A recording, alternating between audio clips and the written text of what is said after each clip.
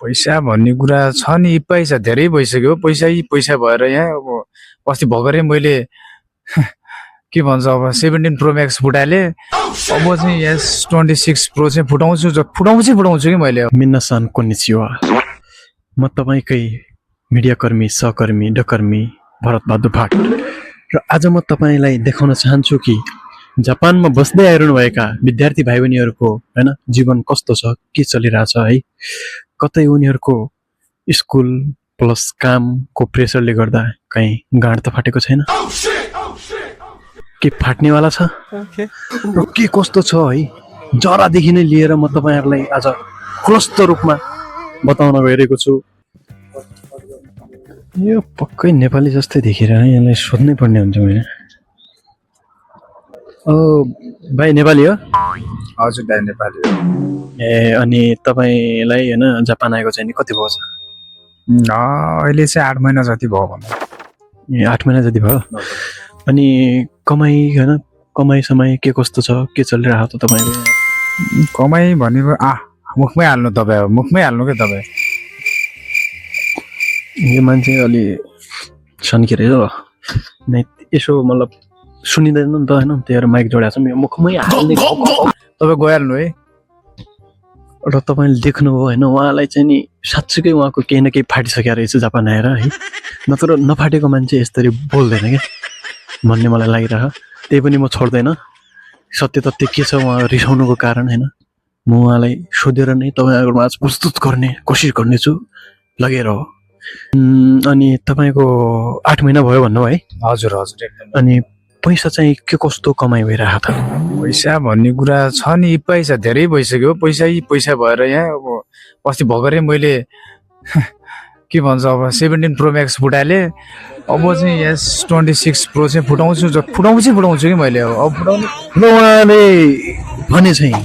तपाईहरु आफै पनि बुझ्न सक्नुहुन्छ S25 नै S25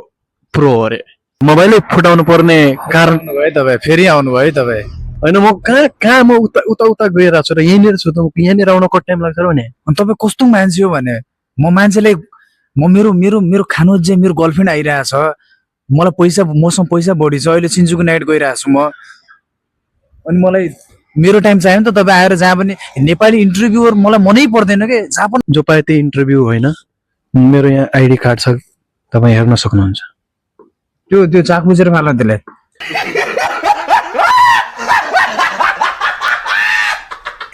हेर्नुस् हैन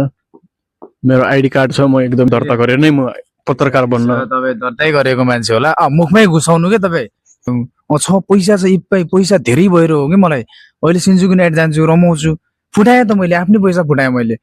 आफ्नै पैसाले किनेको फुटाए मैले 17 प्रो म्याक्स फुटा हो या सब 26 प्रो म्याक्स फुटाउँछु मैले पैसा धेरै छ नि त यहाँनिर अनि सर अलि निहुङ्गो पनि बोल्दिनुहुन्छ कि 8 महिना भइसक्यो भन्नु हैन कति पैसा छ पैसा भन्दै चाहिँ धेरै छ भनेर निहुङ्गो के चाहियो हाय ओहायो गोजाइमास वतासी वा बिसारु तोमो सिमास भयो यही हो निहुङ्गो भने यही हो मेरो अनि सर तपाई यहाँ पनि आउनु भयो म यही हो के अनि अघि त अनि के भन्छन् तपाईले खासमा त्यो मोबाइल फोड्नुको कारण चाहिँ के मतलब त्यस्तो चाहिँ हैन म पनि कमाउने मान्छे नै हो तर अब यहाँ सोचिरहनु भयो होला कि मतलब उले मोबाइल फुटाउनु भन्दा मलाई दिदिए भए हुन्थ्यो जस्तो त्यस्तो इन्टेन्सन छैन तर मोबाइल अलि महँगै थियो हेर्नुस् है म भन्दैछु तपाई यस्तो गर्दै नहर्नुस् अघि त्यहाँ पनि त्यत्रो गाड मरायो है यहाँनिर पनि भ्युज त हेर्न देऊ न रनमध्ये किन गरे मुखमै हाल्नु पर्छ र तपाईहरु के हुन्छ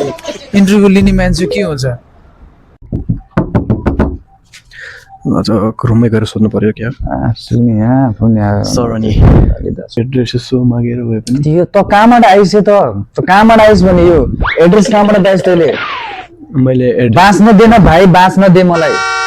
बसे छु नि यहाँनिर म हैन मैले त्यति नै गाह्रो गरेर तपाईलाई गरिस खतरै गरिस मुली गर्न पाएन कि त्यही भएर यसो भाइ त चाक होस् के त वाइल्ड चाक होस् त जस्तो भने त्यो सब चाकमा राख त्यो गाई भुस जस्तो कुरा न ऊ त्यहाँ गएर हग्जा यहाँनिर नबोल मुखबाट हग्दैन के धेरै अब होइन तो सर जहाँ पनि आएर तिरो क्याम्पे ठुटाउने बानी मैले रन्न दिमागमा चाहिँ तँलाई यहाँबाट समातेर यहाँबाट फाल्नु मलाई भाइ विचार गर तेरो पत्रकारिगिरी होइन चाखमा राख हग्न जा प्लस हानिहाल्दै निर नआएन त्यस्तो म आएर गाह्रै भयो क्या तपाईँलाई होइन सरी आएम गाह्रै भयो नि ब्रदर गाह्रै भयो भने त अरूको मात्र इन्टरभ्यू किन लाग्छस् भने त आफ्नो इन्टरभ्यू दिएन यहाँनिर त सक्दैनस् भने तेरो वास्तविक कथा के हो त रोएको त्यो तेरो भित्रको मन तिमीले तडपन भएको त्यो कुरा सुना दुःख कुराहरू रो यहाँनिर रो मेरो कहानी सुन्ने नै सुन्ने हो मेरो कहानी के थियो म तपाईँलाई देखाउन चाहेँ हेलो भरत भाइ भन्नु दाइ के छ यार खबर तिम्रो सन्चै छौ ठिक छ तिमी त जापान आइसकेका रहेछौ अनि के छ त अनि काम साम पायो कि नै कहाँ काम पाउनु दाइ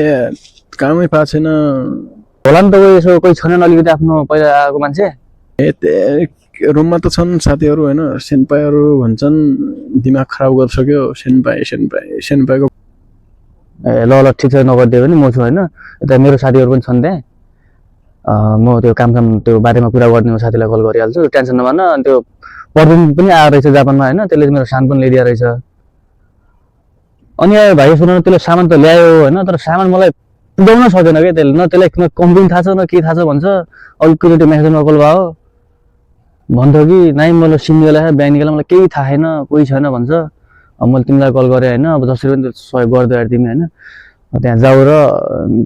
त्यसलाई भेट कम्पनीबाट तिमी जसरी पनि पठाइदियो होइन बरु तिमी टेन्सन केही नमान मेरो 60-70 सामान छ त्यहाँ होइन